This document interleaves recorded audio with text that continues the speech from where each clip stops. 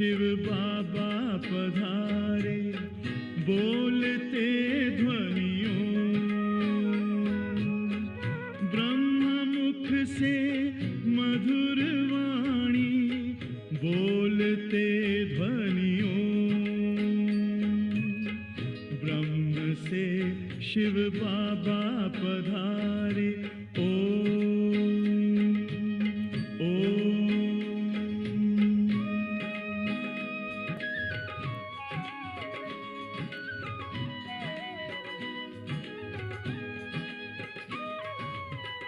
ओम की इस मधुर ध्वनि से किया परिवर्तन, प्रेम शांति सिखा के बदला सभी का जीवन।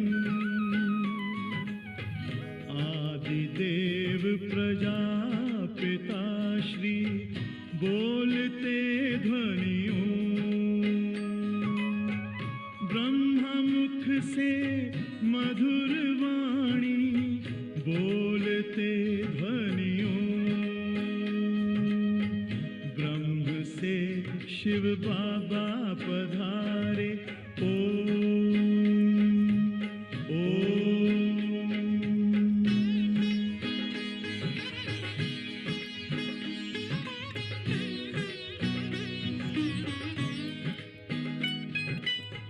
सोहनी सूरत मोहनी मूरत, ज्ञान के मोती, भव्य मुख पर चंद्रमासी, चमकती ज्योति, दिव्य दर्शन दिव्य वाणी, बोलते ध्वनियों, ब्रह्ममुख से मधुर वाणी, बोलते ध्वनियों, ब्रह्म से शिव बाबा पधारे।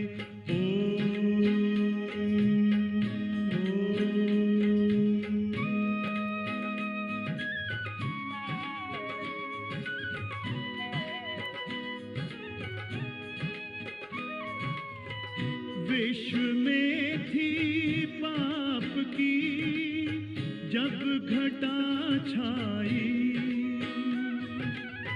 तब विभूति आप जैसी धरती पे आई।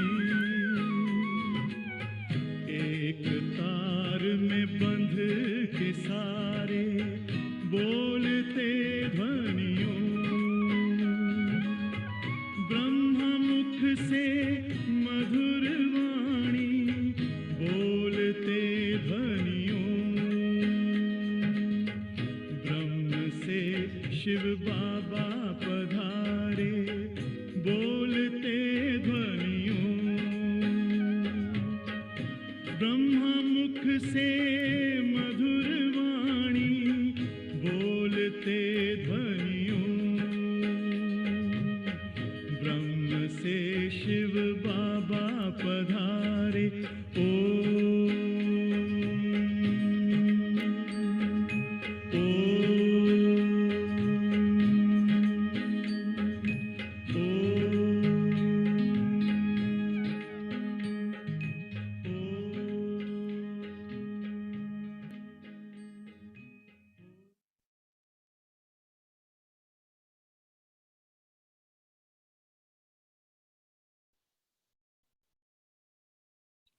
Om Shanti. It's a pleasure to see Manda bhen amongst us today. I guess everyone is like me, very happy to see you. I'm Sister Mary from France. Om Shanti to all of you. So I guess everyone knows Manda bhen, but just to mention a few points about her. So Manda bhen, should I say Didi Manda now, Manda bhen? No, just joking, because she's Indian for 40 years, maybe this year, 40 years. You've been with Baba. So Manda bhen is originally from East Africa. She's now based in UK for many, many years. Her family is also Indian, her parents, we know also her sister. And so it's a long, long journey with Baba now for Manda bhen. Before being the coordinator of GRC, you all had the pleasure to be hosted by Manda bhen in GRC. She's been there for many years, and she has some news that she will share with us after the Murli, I guess, about her life today. I don't know exactly, I guess. But before that, she also coordinated the establishment of Global Cooperation House in London. She's also the coordinator of the BK activities for UK. I don't know if it's all UK or North UK, Manda bhen. North UK? South UK and North UK. South UK, North UK. So I thought maybe South and okay, so there are more regions. And that's it. Also, Manda bhen is the inspiration behind this European Saturday Murli, because before that it was a small Murli, just Switzerland and a few French sneaking in and German sneaking in. But nowadays, thanks to Manda bhen's inspiration, it has become a European Saturday morning Murli. So thank you, Manda bhen. Over to you now. And if you have questions, please write them in the chat. We will ask them to Manda bhen after class. Over to you. Om Shanti, and thank you, Marie. Such a pleasure to be with all of you, and so nice to see you, Maria. We've been in touch recently, but we haven't. I'd like to see you here, but that hasn't happened. It will happen. I'm sure it will happen. I'm sure it will happen now. But anyway, such a nice thing to know that this has become such a European platform now, and that you're all enjoying being together on Saturdays. Is it once a month or every Saturday? Every Saturday. Every Saturday. Fantastic. Yeah. And I was asked last month, but I was doing something else, so I couldn't be. One of the times that, you can't really say no to anyone is Murli time, because it's the time when we can definitely be available. So it's lovely to see you all and lovely to be with you all. And hopefully I'll get a glimpse of all of you at the end. So I'm actually in Leicester this weekend. I'm at Leicester Centre. This weekend, we're celebrating my parents' birthdays. My dad is 90. Those of you who know him, many of you know him, who used to come to GRC because they used to come quite regularly to help at GRC. And my mother is 81. She was 80 last year, and we couldn't do a celebration. And it's really a family celebration with the idea that, who knows, my dad is, in one sense, well, but he's got a heart condition, so we may not see him next year. So the idea really is to have a family get together, BK family that have known him for 40 years, for both of them for 40 years. My mother's actually in Indian for 42 years. I came 2 years after her. So this weekend I'm here to help prepare for things.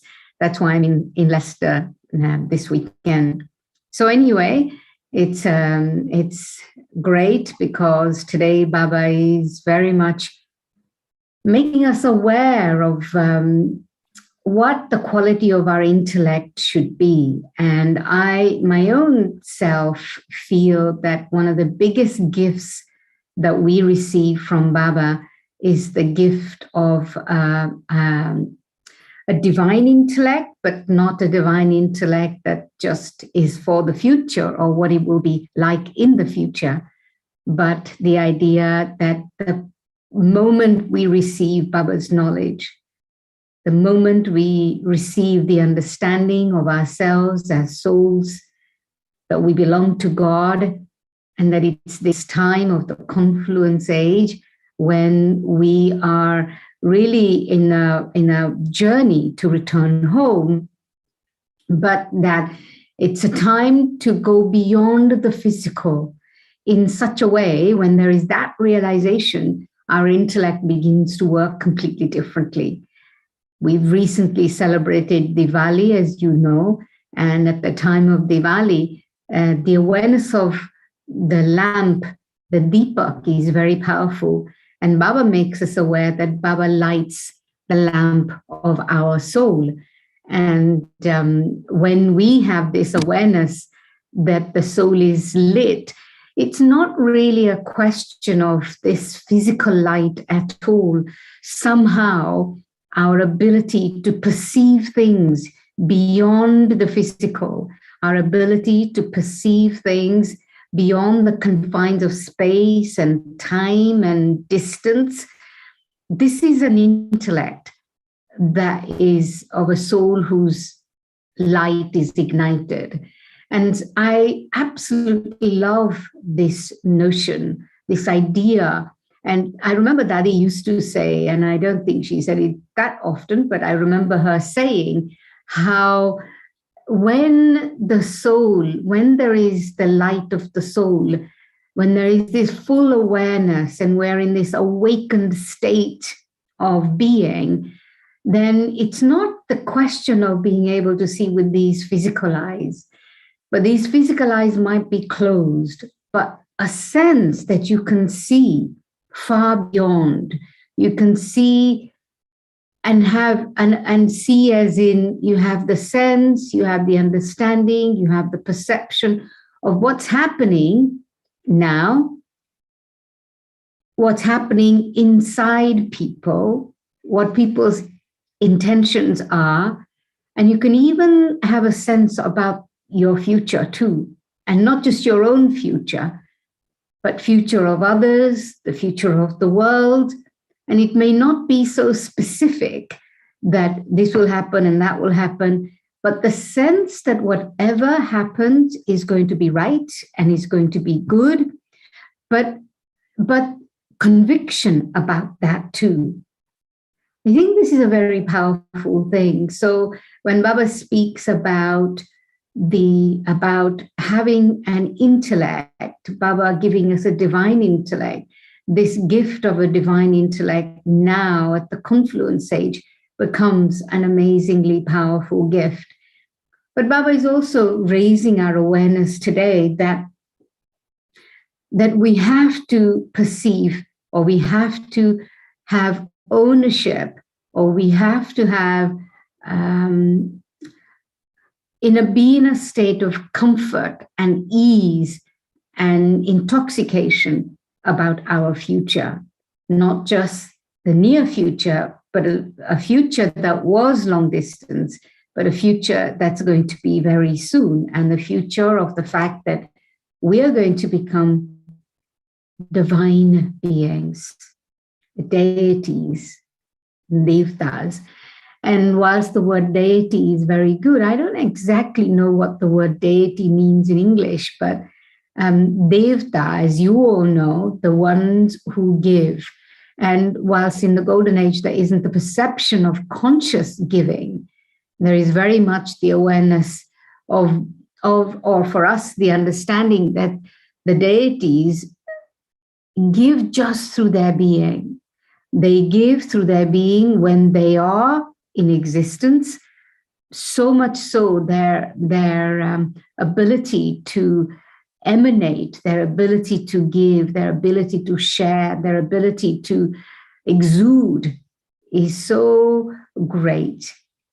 I'm just becoming aware that I have to speak slowly.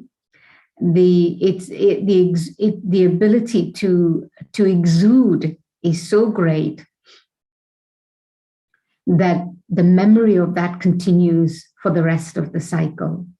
And I remember, as a child, even, not that I did so much bhakti, but as a child, this going in front of the deities and having the awareness, and Baba speaks about this, that how much purity is present in their eyes, how much mercy and compassion is present in their eyes, that people go in front of the images of the deities and feel themselves, at least for those few seconds, erased of all pain and all sorrow and all suffering, because in those eyes, they're able to see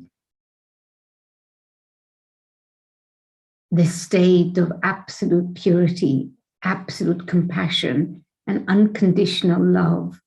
And so when Baba asks us to think about the future of the deity, that our future form, that is our future form. And I don't know how about you, but what I like to do, one of my methods of making effort is to transport myself into that consciousness now. And I know that it's not always possible when we are in difficult situations because we're work in progress. But I do find that when I'm sitting in meditation, how much can I really feel the state of being embodied in that consciousness, in that awareness of whatever it is that I want to feel and experience. So what would it be like? What would be the feeling of being consumed by this sense of purity? And when I do that, what I'm increasingly aware of is that it's not just the feeling of that in my head, but I'm embodying the awareness of purity through the whole of my being, including my physical body, to be able to use my consciousness in such a way that that vibration, that energy of my awareness of purity is reaching every particle and every cell of this body too.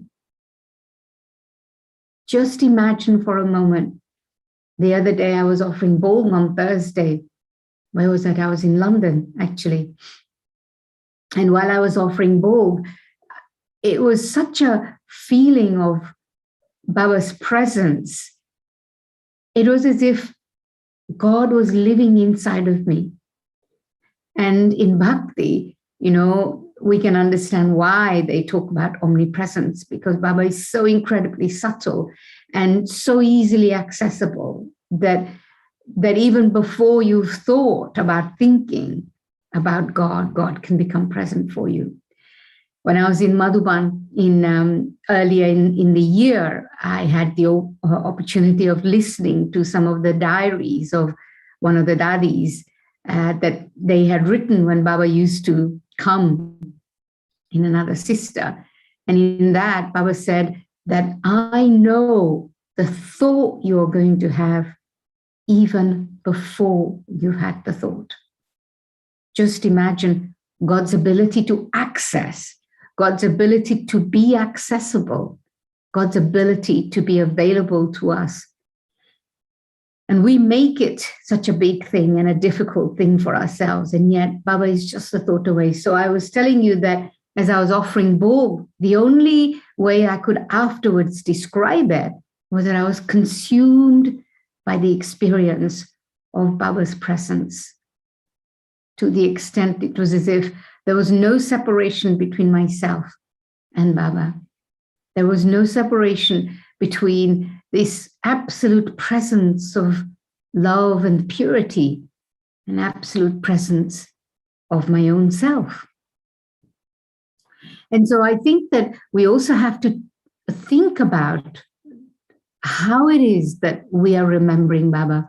The old method of thinking, I'm going above and beyond the skies and the stars and the moon.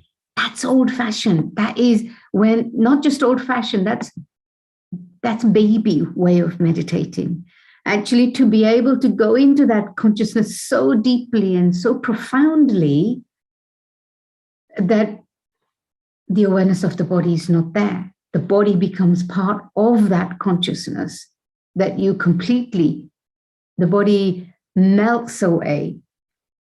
You are no longer in that consciousness of the body and the awareness of the body. And yet you're not saying, well, I'm not the body, I'm going above, I'm going beyond. You're not going into all of this. It's not necessary, because you're deeply and profoundly held in the awareness of yourself. Is this subtle spiritual energy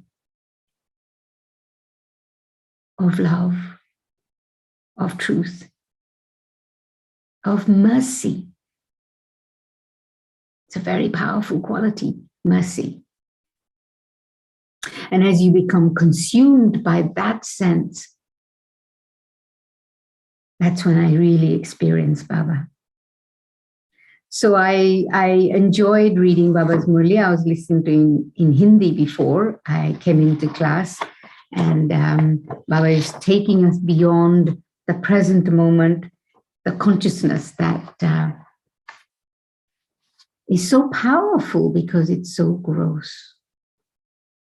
And yes, Brother Hubert, we're natural yogis, but naturalness that doesn't become carelessness, because we think, oh, we're that anyway.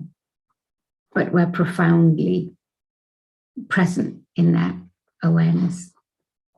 So let's have the Murli and then see what you want to talk about. The Murli is not very long. So today's date is 6th of November. The essence. Sweet children,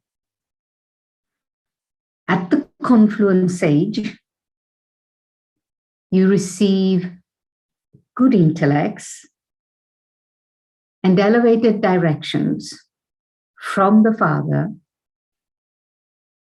through which you change from Brahmins into deities. You know, again, my recent awareness that a true Brahmin, I can truly become a Brahmin. In other words, be born to God, when I realized that I was a Shudra before. And Shudra is not just a dirty word, but it's realization of how much I had forgotten myself, how distant I had become from truth, how I was absorbed in pain and sorrow and falsehood. But having said that awareness makes me into a true Brahmin also means that I recognize the journey of changing from a Brahmin into a deity. In that just because I became a Brahmin doesn't mean that all that was there before, the falsehood that was there before, the suffering and sorrow just disappears like that.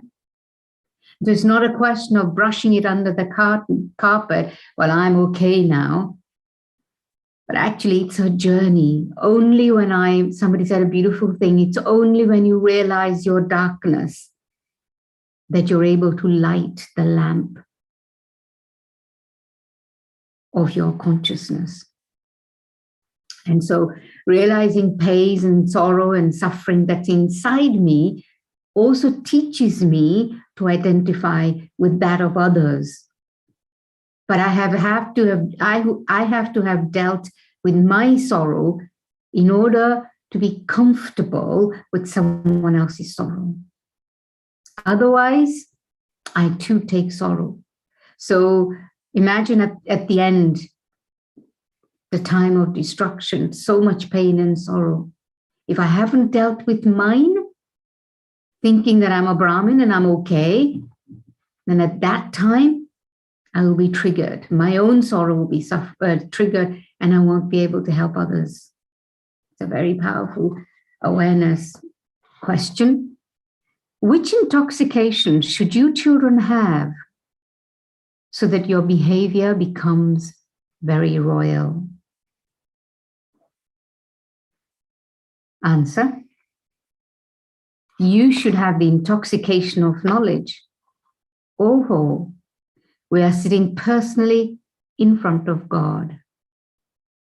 We will go from here and become crowned princes, the masters of the world. When you have such intoxication, crowned princes, masters of the world, when you have such intoxication, your behavior will automatically become royal and very sweet. Words will emerge from your mouth. There will also be a lot of love for one another. song. The flame has ignited in the happy gathering of moths. Om Shanti. Sweetest children, you spiritual children have come and become Brahmins, and you have definitely understood from the spiritual father that you are confluence-aged Brahmins. The Father has opened the locks on our intellects. We now understand that this is the confluence age. The people who are now impure and corrupt will become people in the future, will become pure in the future, and will be called pure and most elevated beings.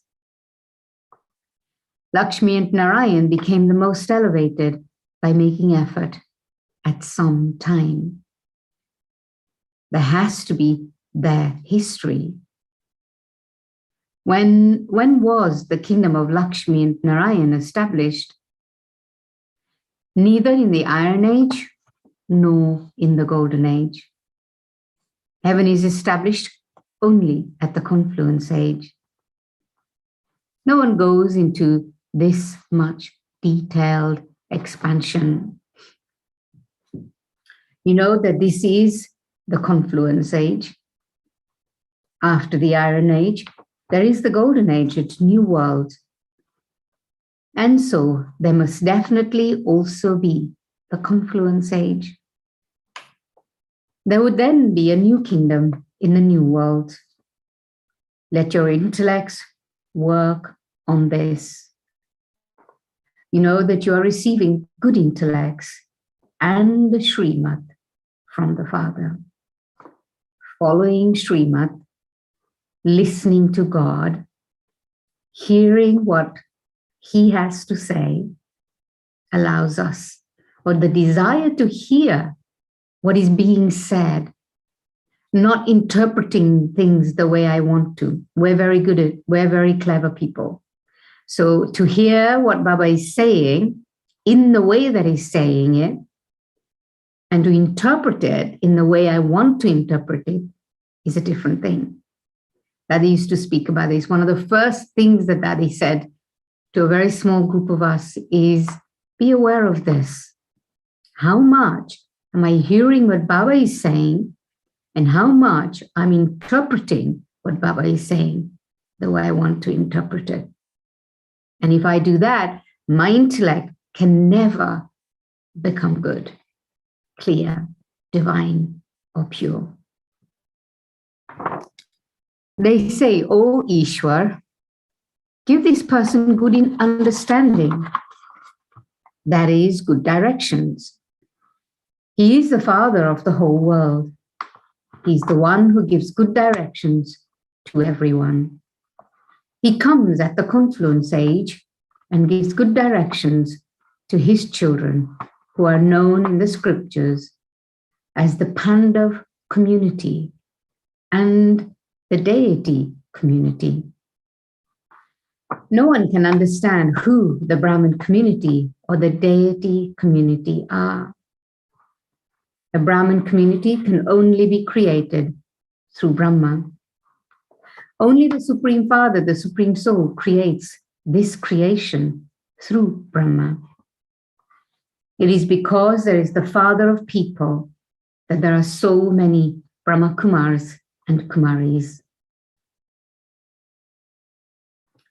How can people receive salvation unless they come and take knowledge through you Brahmins?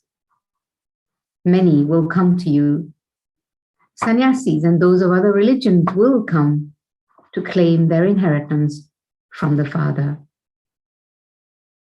They don't have parts in heaven, but they all have to be given the message that the Father has come. Interesting, they won't come to heaven, but they do have to be given the message that the Father has come. At this time, none of those who call themselves Hindus know about the deity religion. Those who are first Sattva-pradhan cannot call themselves deities because they have become Tamo. You children know that Ravan's kingdom exists here, and that the birth of the Supreme Father, the Supreme Soul, who is also called Rama, takes place here too. It is sung, the purifier is the Rama who belongs to Sita. However, who made you impure? Who is Ravan? Why do they call out to the purifier Father? No one knows this. No one understands that the 5 vices in them are Ravan. No one understands that the 5 vices in them are Ravan. Those who do not have the 5 vices are part of the community of Rama. It is not the kingdom of Rama now, and this is why everyone wants a new world and a pure new kingdom. Shiv Baba is called Rama, but they have considered Rama to be the Supreme Soul, and this is why they have forgotten Shiv Baba. You can explain what the kingdom of Rama is. They have written in the scriptures that Rama Sita was abducted. How would it be possible for someone to abduct the queen of a king? There are many scriptures. The main scripture is the Gita. It is written in the scriptures that the Brahmin, deity, and warrior religions were established through Brahma. So the father of people has to exist here. Brahma has so many children, and they're all mouth-born creations. So many children couldn't be born through a womb. Since Saraswati is also a mouth-born creation, she cannot be the wife of Brahma. The father says, you become Brahmins through the mouth of Brahma. In Bhakti, there is this notion that Saraswati fell in love with Brahma. And so you can just see the connections because Mama is the soul of Saraswati. So they mix this up. And that's why Baba is saying here that Saraswati is also the mouth-born creation. She cannot be the wife of Brahma. But this is mixed up in Bhakti. The father says, you become Brahmins through the mouth of Brahma. You become my children. You children know that there is so much praise of Shiv Baba. The father is the purifier and also the liberator. Everyone sings this, but because they don't understand it, you first have to give the father's introduction. He is the purifier and also the God of the Gita. Shiv Baba is incorporeal. And so he must definitely have spoken knowledge at some point. The body through which he speaks knowledge is called Brahma. Where else would Brahma come from? Who is the father of Brahma?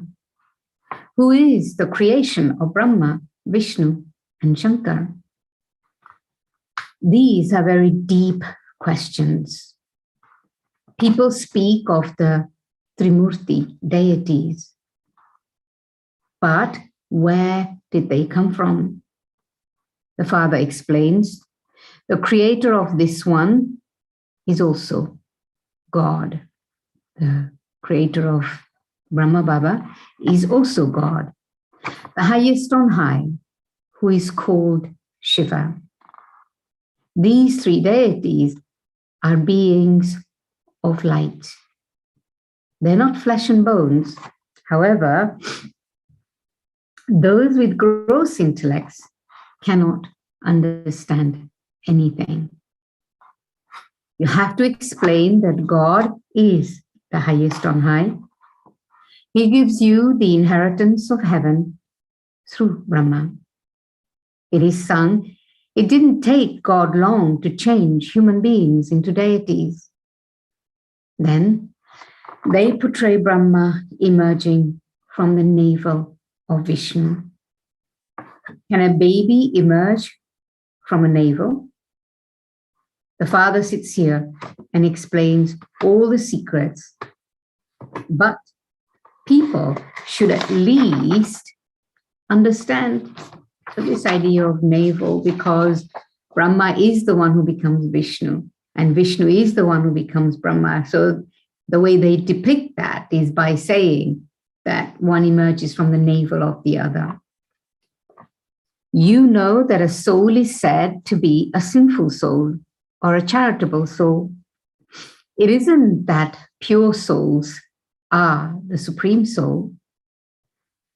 The Father, the supreme soul, is ever pure. Those who are Tamopradhan, we'll explain that later, Shankar. Those who are Tamopradhan are said to be impure. In the Golden Age, when there was happiness, there was no mention of sorrow. People just say that it's heaven now. They don't understand anything, but they will come and claim their inheritance from the Father at the end. Only you children know that you're establishing your kingdom. No others can become the masters of the world. It is only in the Golden Age that you rule the kingdom of the whole world. In the Iron Age, you cannot rule the whole world. No one knows this. It is also written in the Gita that the great war took place and that all religions were destroyed. When a banyan tree dries up and its branches rub against one another, it catches fire and the whole forest burns. Similarly, this human world tree has become totally decayed, and is also to be set on fire. They will fight and totally destroy one another. They continue to manufacture materials for creating fire. There will now be fires through atomic bombs, but they don't know the secret. The Iron Age, hell, will now change and become heaven.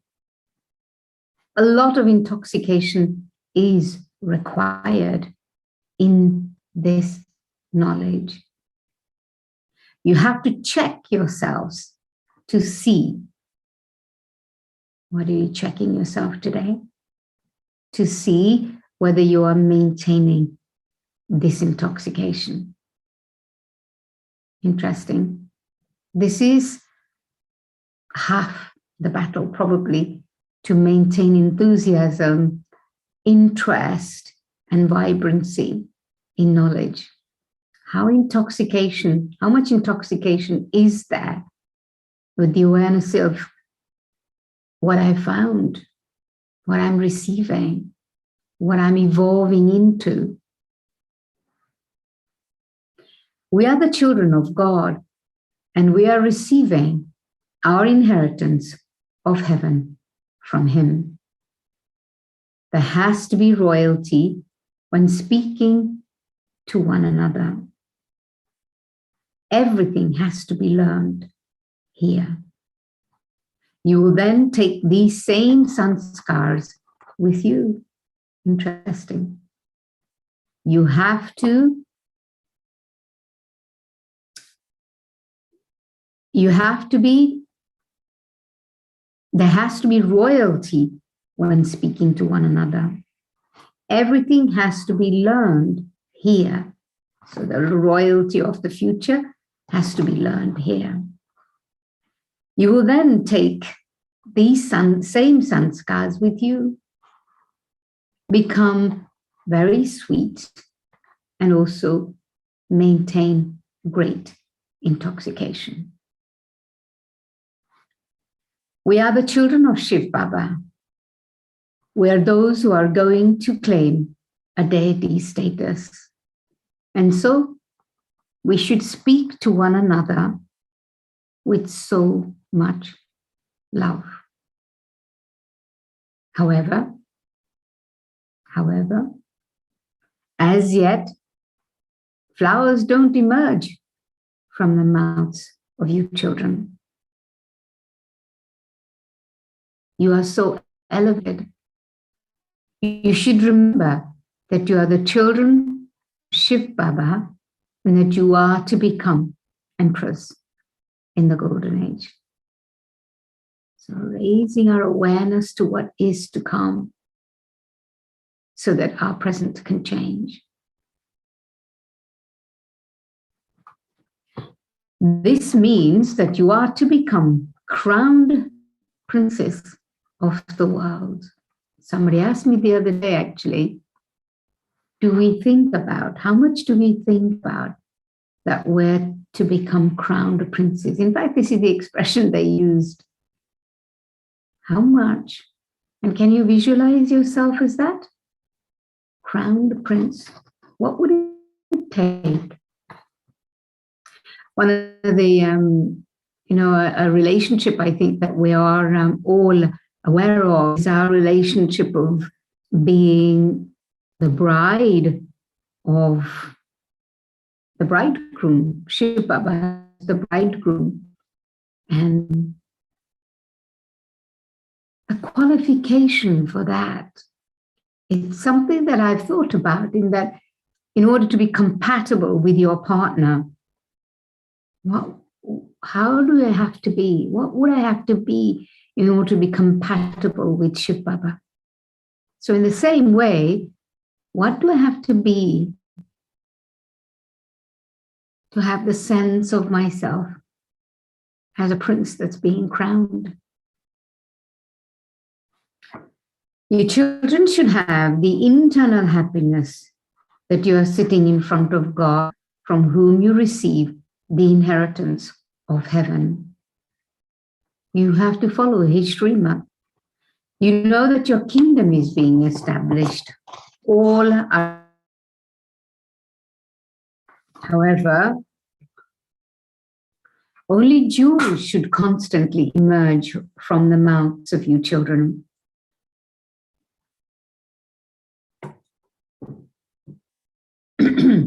Baba is Rup and also Basant. The stories all refer to this time. The Father is the ocean of knowledge, and he rains knowledge. It isn't that God Indra showers rain. Clouds form naturally, and then they shower. In the golden age, even the 5 elements become your slaves. Whereas here, human beings have become slaves of everyone. The slaves of the elements, in a sense that they're there to serve you. Here, effort has to be made for everything. There, everything happens automatically. Therefore, your children should constantly remember Baba so that your mercury of happiness remains constantly high.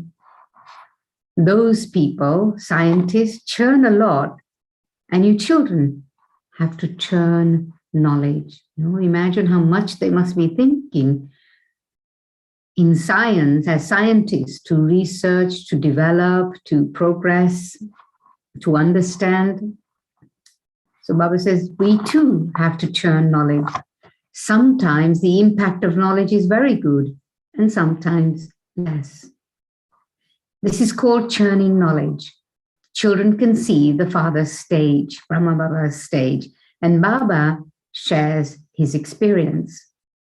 Therefore, sometimes there is a lot of enthusiasm, and at other times, less. Sometimes very good points emerge. Sometimes Baba also helps. This is Brahma Baba speaking. It's Brahma Baba's humility. So sometimes he's been churning, points emerge, and then sometimes Shri Baba helps. You too feel this. Baba never takes a Murli in his hand. When children write things for the magazine, Baba looks at them sometimes to make sure that they're not making mistakes. Many very good Murli points are printed in the magazines, and they're sent everywhere. If Murlis are not sent to some places, I was very interested, very curious when Baba said this. If Murlis are not sent to some places, Baba says, what more do you 7 days course and understood the knowledge of the Creator and creation? Once you know 7 days course, you know it, then you should be able to remember.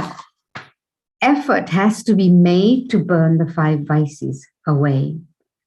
There is no other difficulty. You children could go to any spiritual gathering. There should be that enthusiasm to go and serve. When those of all religions come together, you should explain that each one's religion is different. They speak of being brothers, but they cannot unite themselves. They just say it for the sake of saying something. The father says, I come and make you into Brahmins and establish the deity religion. There is no other religion there in the Golden Age. This is the same Mahabharata war. This is also mentioned in the Gita. This is the only study, and the one who is teaching you is only one. The father says, when knowledge ends, what will happen? When knowledge ends, what will happen? I will go back home. I have to speak knowledge at the end of the Iron Age, and I have to come every cycle. It cannot be earlier or later by even a second. When knowledge is completed, you will reach your karmatit stage, and then destruction will take place. Day by day, I often tell the story about, Baba said in Sakar Murli, Baba says that it's when you become karmatit, that's it, it'll be time to go home. And I remember witnessing this beautiful scene between Dadi Kumarka and Dadi Janki. Sweet argument, I would say. Whereas Dadi Kumarka is saying, well, we will become karmatit and we go home. And Dadi Janki is saying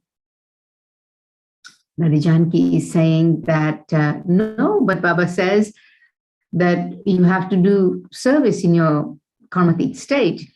And both were true, actually, because Sakar Baba speaks about that when you become karmatit, you go home. And Avyak Baba says you have to do service with your karmatit state.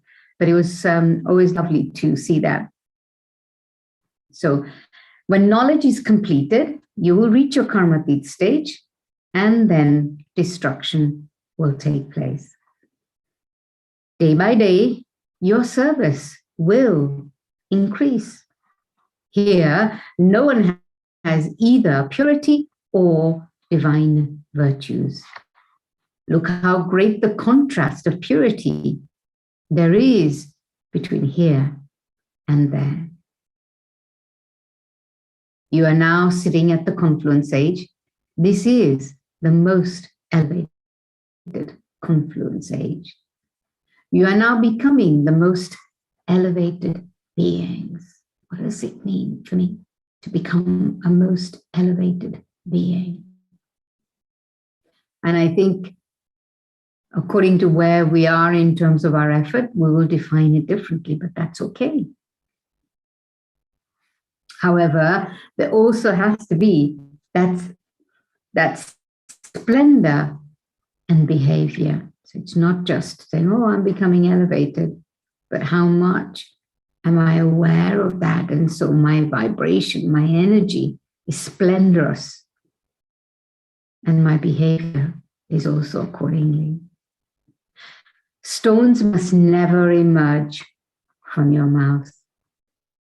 Only knowledge, only jewels should emerge. You are now becoming, what are we now becoming? We're now becoming as beautiful as the deities. God comes and makes you into gods and goddesses. Deities are called gods and goddesses, but no one knows who makes them that.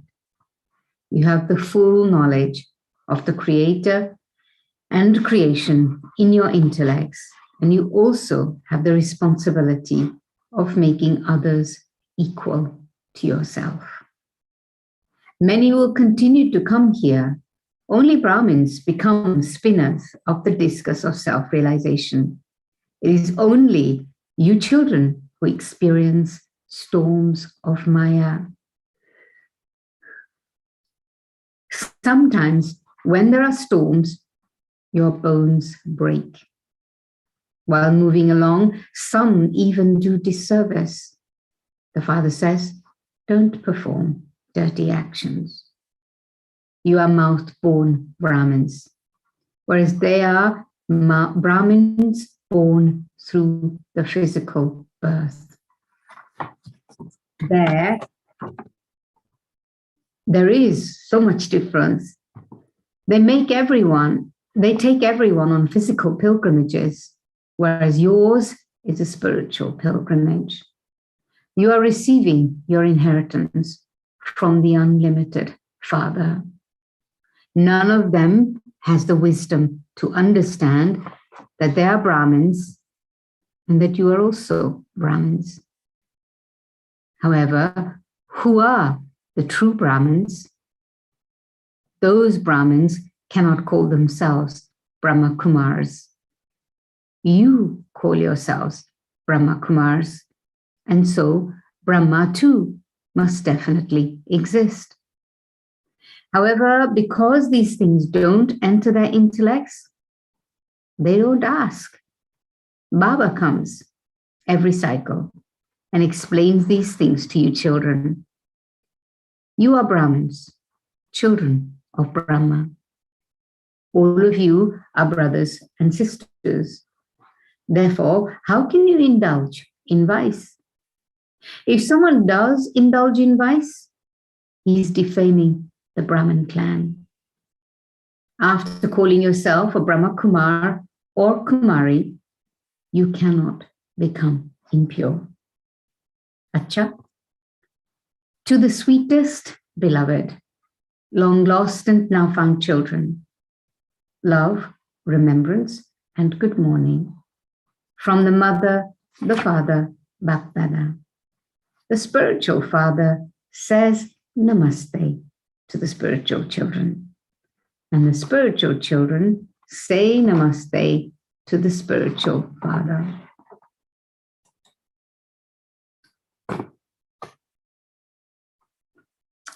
Right, blessing, essence for dharana. 1, churn whatever you hear in the Murli. You are becoming most elevated. Therefore, your behavior has to be very royal. Never allow stones to emerge from your mouths. 2, understand your responsibility to make many others equal to yourselves and keep yourselves engaged in doing service. don't do disservice by performing any dirty actions. Blessing. May you become free from all attractions, and with your constant and stable stage, experience super sensuous joy. When you become free from any attraction of the senses and of all your relations, you will then be able to experience super sensuous joy. When you're influenced by any of the senses, the different things that attract you create obstacles to your experiencing super sensuous joy and being happy. However, when your intellect becomes free from all attractions and stabilized on one thing, all upheaval finishes. Then, by having constant and stable stage, you experience super sensuous joy. Slogan. Always keep the line of your intellect clear, and you will be able to know the feelings of others. Interesting. Always keep the line of your intellect clear, and you will be able to know the feelings of others. Interesting, because normally we would think that intellect is not associated with feelings. It's more left brain and rational, but an intellect that's not caught up in thinking in a certain way or perceiving things in a certain way is able to perceive things for what they are. So that could be feelings and anything else also. Okay, shall we have a few minutes of meditation first? And then if people want to ask questions, maybe I can take up the question speak about Shankar, someone asked. What else was there? I have the questions, if you like. Yeah, so let's have a few minutes of meditation first, shall we? I'm just trying to read the comments, but quite a few of are in French, so, or possibly other languages. So okay, that's a few minutes of meditation together first.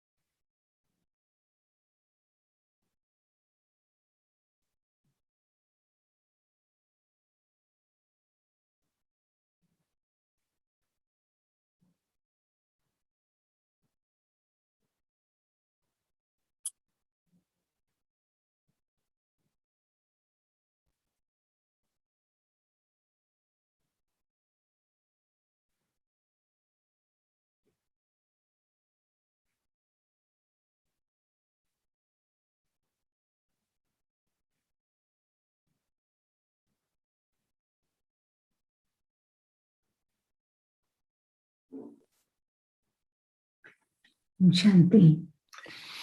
Thank you, Manda Ben, for this inspired and inspiring reading of the Murli. The first question was about, can you tell us more about Shankar? Yes. So Baba said today, and it was nice to hear Baba say today, that they're not beings of flesh and bones, whereas in Bhakti, everything is so depicted in a very physical and manifest way.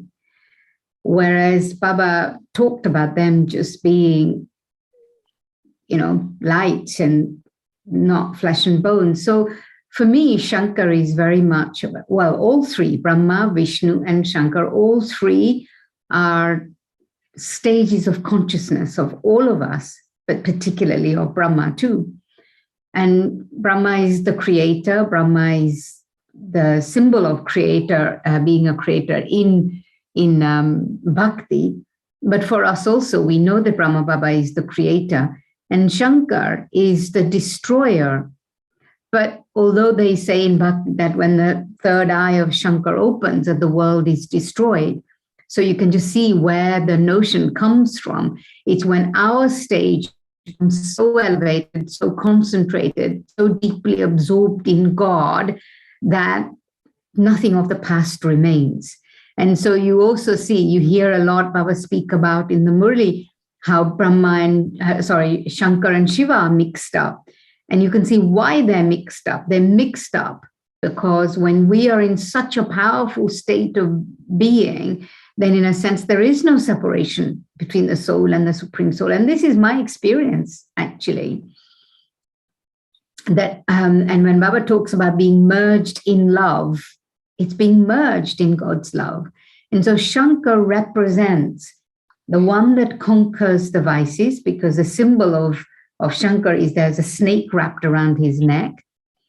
And the vice of lust is always associated with snake for somehow, like poison. So something poisonous. And so also symbolic of conquering of the vices, particularly vice of lust, and to the extent that it's wrapped around his neck, that it's his pet, that it's not something that is conquered and gotten rid of, but it's transformed into something else to serve himself. And lust becomes transformed into deeply spiritual love. So Shankar is very much, and then they show Shankar sitting in meditation, in tapasya, wearing just a little thing, also symbolic of the fact that in deep meditation, tapasya, that when we do that tapasya of that nature, then we're without the body, without the dress, the costume of the body. So all of these different symbols that they give to Shankar are associated with deep practice of remembrance, deep practice of meditation, tapasya. And so then when we are at that stage, that's when everything that is false is destroyed, including the world. So when we get to that tapasvi stage, like Shankar, collectively, that's when the world is destroyed. Thank you, Manda Ben. The other question, two questions are related. One was, how can we make it acceptable to become crowned princes? And how do you, Manda Ben, embrace this royal part? And it's related to another question. What are the sanskars Manda learned about ruling, and what will they look like in the golden age? So how we can identify as being a prince is, first of all, all of you must have received, well, I'm sure you did, but whether you used it or not, I don't know. This whole thing that we had created last year of the 14 exquisite exchanges with your future form. It's a very powerful thing, actually, and the team that's working on it has continued to use it, that to start to think about what the golden age will be like for us on all levels, not just that I'm suddenly going to become a prince, but we know the relationship between soul and matter becomes different when the soul becomes pure. We know that, and as such, my relationship with this matter, my body, is different. My relationship with other human beings is different, who are also deities. My relationship with the elements of nature is also different. And what is that energy? What is that vibration? What is that interplay that happens between the soul and matter? We have to start thinking about all of these things. When the soul is pure, matter is pure. And when this relationship becomes such an intimate relationship, which it is an intimate relationship even today, but when the intimate relationship with two pure energies come together, how do they manifest themselves? What are the virtues? What are the qualities? How does purity manifest itself? How does love express itself? When I start to think about all of these things, when I start to feel these qualities inside myself, then I can perceive the possibility of being the golden aged prince. If I just think about jumping from here to that, it's not possible, because now the soul is impure. I have so much karma to settle. I have so many defects in myself, or maybe not so many, one or two, but they express themselves in different ways. If I'm locked up in this space, I can't perceive the future. Then I look at the pictures of the deities and I criticize. I say, well, I don't like the jewelry and I don't want to wear the jewelry, or I don't want to wear the clothes. It's all very Indian. It's not about that. That's really actually secondary, because Baba says, that the clothes will be soft like velvet, and the jewelry will be so light because it's pure gold. So it's irrelevant whether it's heavy or light, or that's just by the way, in a sense. And so this accepting of me being a crown prince, first of all, I have to accept that I'm on this journey of transformation, that I'm the child of God, and I'm no longer a Shudra that I used to be, but I am the child of God. And God's taking me on this journey to make me into the future deity. And that future deity begins with a crown prince. So that's how I see it. And this does require attention. I know for myself, until more recently, and actually until these 14 Exquisite Exchanges workbook that came out, I didn't really think about it, but I do think about it now. I also think about it because they pull me in to speak about some of these different elements, which I absolutely love thinking about now, and the contrast of what it's like in a body conscious state and what would it be like in a soul conscious state. So there's that. And then in terms of ruling, well, the Confluence Age is not about ruling just because I was at the retreat center in a position of being in charge, if you like. It's the biggest deception that we might think that we're in charge of something. And even to think, or if you have I have the sanskars of being over responsible for things. And so I take too much control of things, how I want something to be. But all of those sanskars are Kali-yugi sanskars,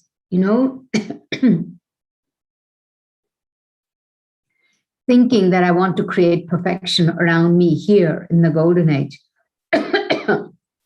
And I make that as and I start to rule situations and circumstances. I did do that.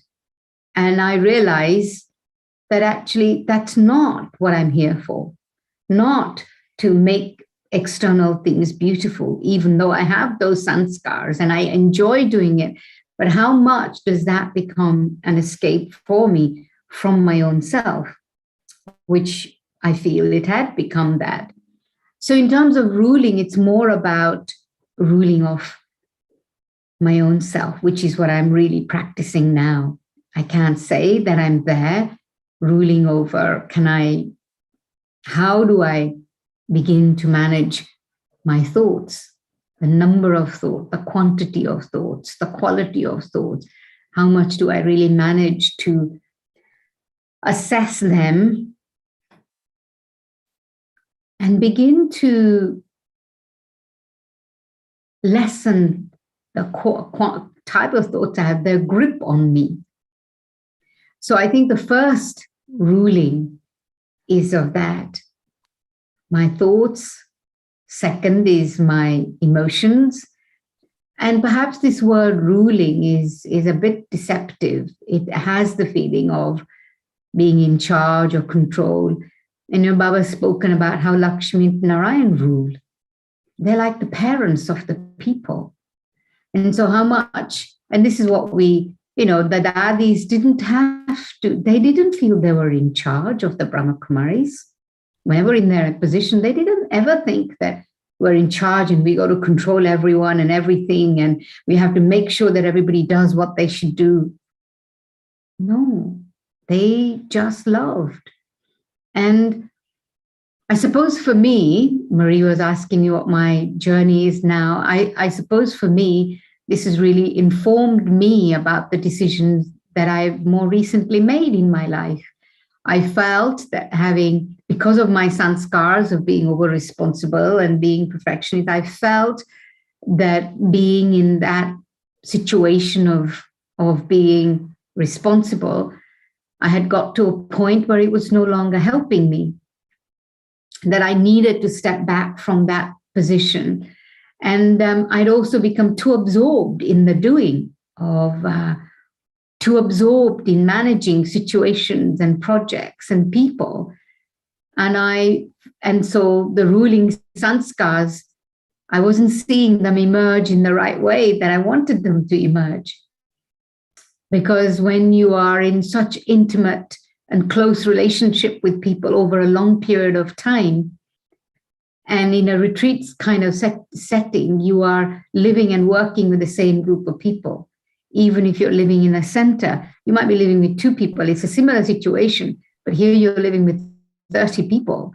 And so I was beginning to feel that I needed to distance. I needed to separate, not from Baba, not from Gyan, not from Brahmin family, not from my efforts, in fact, more, but in a different way. But this situation that had become really a container that I could not get myself out of. And so to rule myself in the right way, and then to be able to be a loving person that I want to become, I felt I needed distance. I needed separation. So which is what I've done. So all of you know now that GRC is being run by a group of people. It's not me alone. And I'm not part of that group of people because they also felt that they needed to find their own way. And quite rightly so, if I was there, that everybody would be looking to me to make decisions or choices or make me a point of reference. And as such, they would not be able to find their own exploration. So that's what's happened. I live near GRC and I support in the way that is needed at this moment in time. And that's primarily to get the retreat center ready. And then I'm trying, I haven't really had that much time to just be by myself and explore, but I do like living separately because that gives me the distance and the space. And it's helpful. I can't say that I'm in a space where I feel completely at ease with where I'm at, because it's a very unfamiliar feeling. It's something I've never done. I've never lived alone. I don't feel alone though, and I don't feel lonely. I don't feel I'm missing because I go to London, I come to Leicester, I do Zoom classes, I go to GRC every day for morning class and also to help to prepare the house. So I don't feel distant in a way, but internal space is what I'm trying to rise to really do some deep inner exploration, which I haven't quite got to yet. Sister Mohini has invited me to go to New York at the end of this month. So I'm going to New York for a few days, for 10 days or so. So at the moment, I'm still on a bit of a roll. And let's just see what Baba and Drama has in store. I feel that my intention of service, my intention of supporting Baba's task is no less than it ever was. But it's not so physically in the way that it was before. And my sense is that I have to work at a different level now. It hasn't quite arrived yet, and I just trust that it will. I know that Baba's children trust that it will, and I've got to trust that it will. And whatever discomfort that might come in between is just a real mirror of what's going on in here, how I am doing my internal journey, actually. Manda bhen, can we ask you when you think GRC will be open to retreats again? And what about the financial situation? Do you still need help? Yeah, the thing is, the retreat center is 80% ready. There was one section where you went to tea and toli room and the 2 disabled rooms that were there. Because of lack of funds, it was decided very late that we should go ahead and put a lift in. And so now there will be a lift from all the way ground floor to all the way to the top, up the 2nd floor. We didn't have a lift like that before. So that's why it's become a little bit delayed. So the lift is being installed. The work will start in the next couple of weeks. So all that section on all the floors is not done. And so this is going to take another 3 months or so. And there's lots of little jobs that are needed to be done around the house, because in order to save money, we didn't let the builders do everything fully and completely. But really, the staterooms are looking really beautiful. I'm happy with the job that we as the interior design team have done. All the staterooms are redecorated. The main staircase is redecorated. It's all carpeted now, except this section is not done. So hopefully there will be an official inauguration in May next year. But we're going to try and have 1-day retreats from the beginning of January. We were hoping that it would be in December, but because it's still going to be a little bit of a building site, that section of it. So the hope is that 1-day retreat could start for BK, especially from the beginning of January. And then also in a few weeks after that, people who come from far away could come and stay overnight or a couple of nights. So another few months, I'm afraid. Money is coming. It's amazing. It's going to become more close to 10 million pounds, because many of the jobs that came up, which we hadn't envisaged, but also the new landlords are very previously when the Oxford University owned the building, they were not too worried, but the new landlord, they're business-minded people. So they are pushing us to do some work on the exterior of the building. And you can imagine, 250, 270-year-old building. So they're pushing us to do some extra work that we haven't done until now. So yes, money's coming in and Baba's there. And so, whatever support and help people can give will definitely be very helpful. Thank you.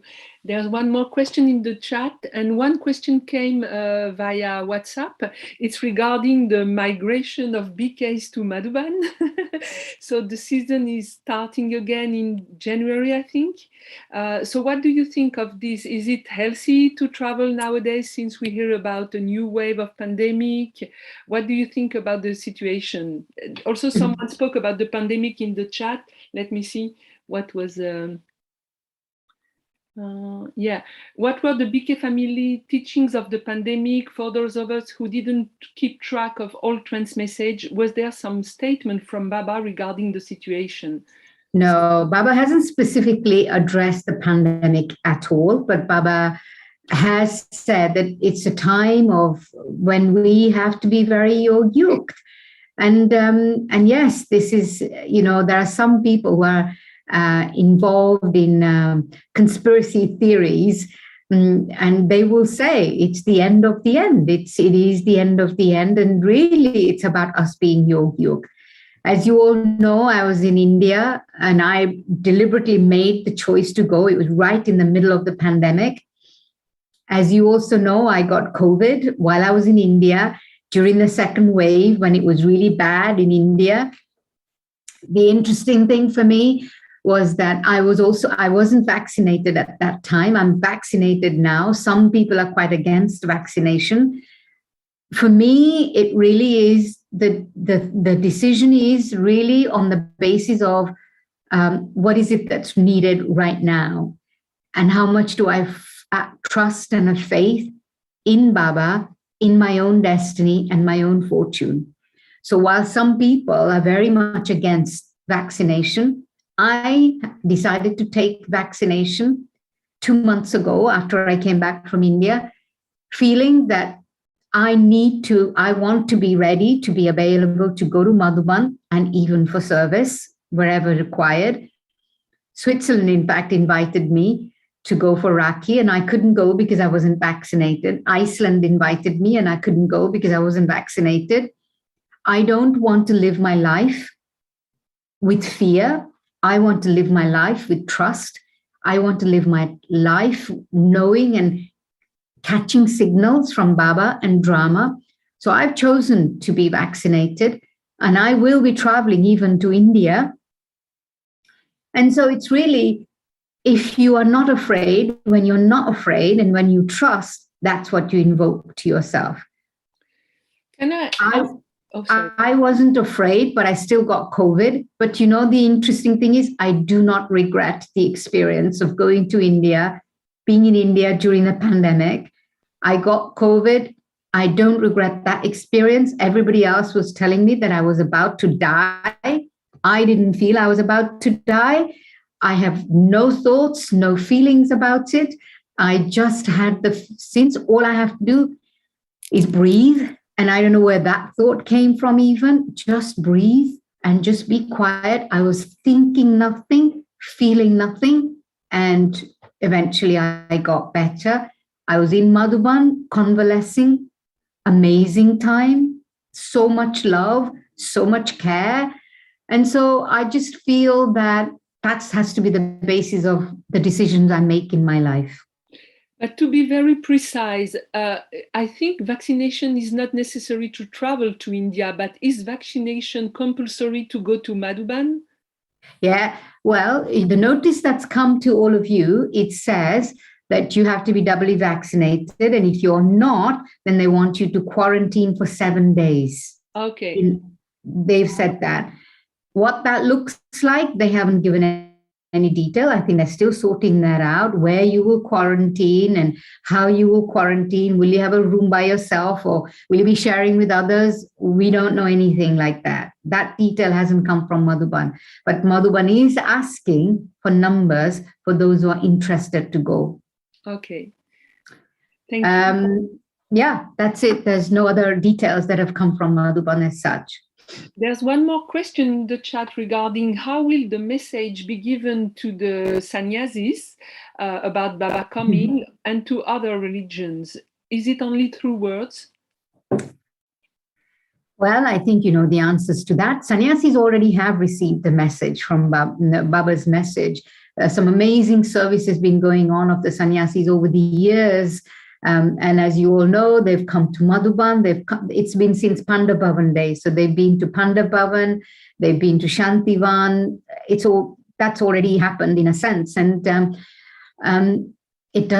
we can see now there are people coming into Gyan through Zoom. Imagine we came in personally, we sit together and we experience Baba in the company and the presence. And so many have are now coming through Zoom. So my feeling is that it will be through social media that people will receive Baba's message, and they will catch the vibes. They will catch the vibes. Mm-hmm. So it will be almost the end. Just one last question from me. You mentioned Dadi Janki many times in your class, and we all know that you were very close to her. You are one of her companions and translators. So what is your feeling nowadays after some time that Dadi has left the body? How do you feel about it? What is your connection with her? You know, I don't have the personality to kind of connect in that way, but I have and I suppose before she actually left, drama weaned us off in a sense that that we had become quite detached. But I had appreciated a lot over the last year or so, just being in her presence, in her company. And I still do that. I sometimes I have a picture of her in my room, and I sometimes just take drishti from her, because the drishti that I received from her, I don't receive from anyone else. I never received from anyone else. The vision that she had for me, I don't feel anybody ever had. So it's helpful for me to be reminded of the vision that she had, the drishti that she had, the hope that she had, the aspiration that she had. And from time to time, I make the effort to do that. Thank you so much. This is the end. Everyone can put on their cameras so that you can see who is there and say hello and have a drishti with all of them. Let me see as well. Let me put the... Hang on. You can all put your Zoom on gallery mode if you like. Yes, look at that. Wow. Fantastic. Oh my God, even Disa's there. Iceland, Anna. Oh my word. So nice to see everyone. Okay. Wow. So good. Everybody's got their cameras on. Curacao too. What's Curacao doing with Europe? It's a wider Europe nowadays. Big Europe. Yeah, Europe is no longer Europe. Fantastic. Lovely. Jean-Louis. Yeah, there is more people because in the classroom there is only one window, but there are more people in the classroom. Of course.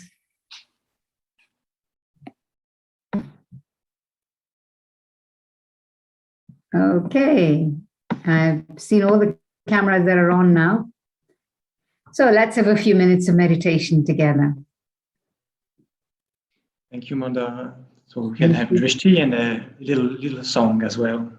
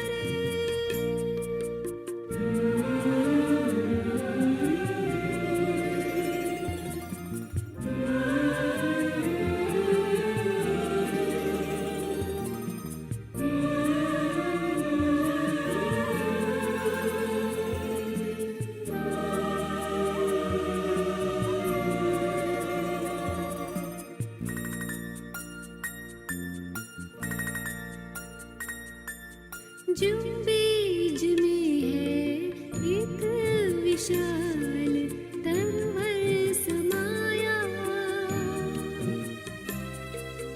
तुम में होकर लवलीन तुम सा स्वरूप पाया।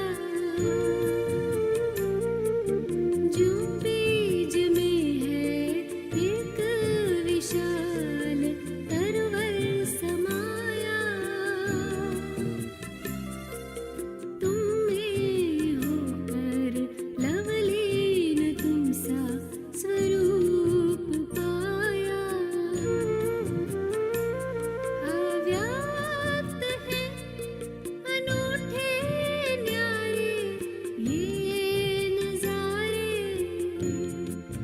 बाबा तुम हमारे ओ बाबा प्यारे प्यारे।